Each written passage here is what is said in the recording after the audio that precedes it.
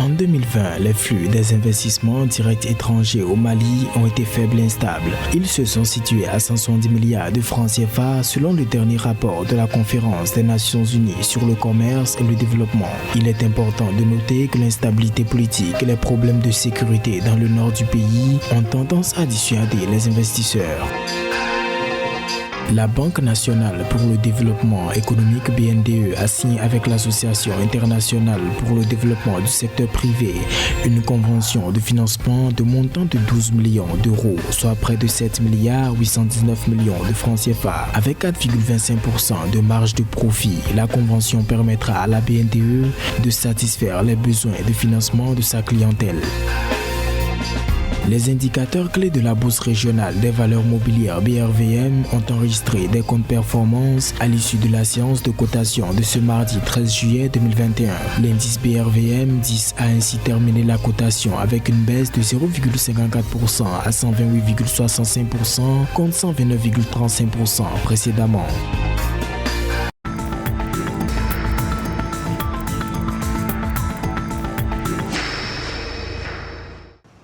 170 milliards de francs CFA est le montant que le Mali a reçu en termes d'entrée d'investissement direct étranger IDE en 2020. Ce volume a chuté de plus de sa moitié d'après le dernier rapport de la Conférence des Nations Unies sur le commerce et le développement CNUSED.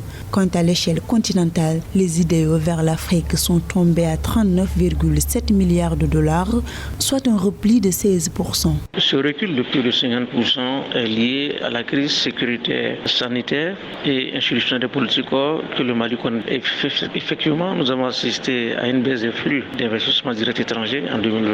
Plus de la moitié du portefeuille des investissements a été perdu en raison de l'insécurité politique au Mali. Et dans la structure du portefeuille, nous constatons évidemment que plus de 70% de ce portefeuille d'investissement direct est détenu par la diaspora malienne de retour au pays depuis 2006. Au Mali, la plupart des IDE sont orientés vers le secteur minier, notamment l'exploitation de l'or, l'extraction de pétrole, l'industrie textile, l'intermédiation financière, les télécommunications et les infrastructures.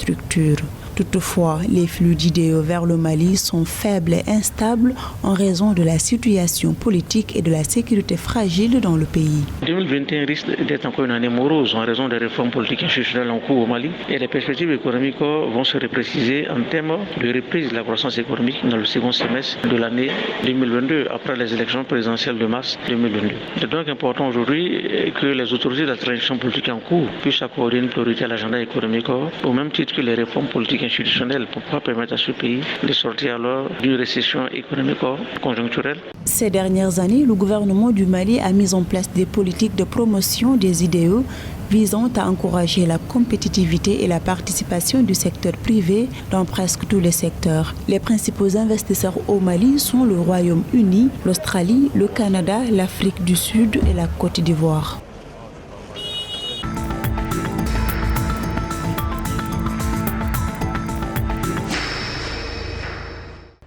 En vue de satisfaire les besoins de sa clientèle en financement, Moura Bara, la Banque nationale pour le développement économique BNDE, a signé avec l'Association internationale pour le développement du secteur privé une convention pour une deuxième ligne de financement d'environ 7 milliards 819 millions de francs CFA. Elle vise à renforcer les capacités de résilience des entreprises et secteurs d'activité impactés par la Covid-19. Ce financement a été motivé par une performance financière positive de la BNDE. Le Moura Bara est un contrat islamique par lequel un client souhaitant acquérir des marchandises ou un bien quelconque demande à une banque de les acheter pour les lui revendre au prix courant, en plus d'une marge bénéficiaire fixée d'accord parties.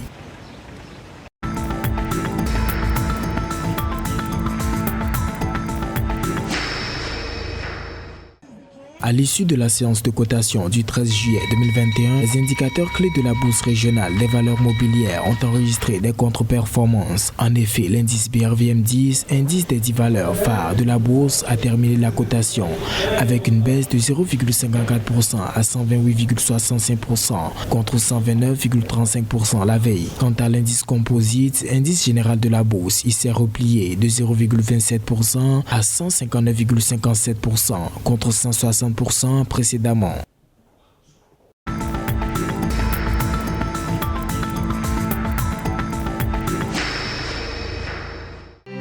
25 milliards de dollars ont été investis dans le fonds panafricain Vantage Mezzanine 4 par la Société financière internationale, principale institution de développement axée sur le secteur privé dans les pays émergents. Cet investissement vise essentiellement à soutenir les entreprises basées au Kenya, au Nigeria, au Maroc, en Égypte et dans d'autres pays d'Afrique engagés dans des secteurs créateurs d'emplois. Notons que l'Afrique ne représente qu'environ 4% du total des fonds de crédit privés levés pour les marchés émergents selon les données de l'EMPEA, Association industrielle mondiale pour le capital privé dans les marchés émergents.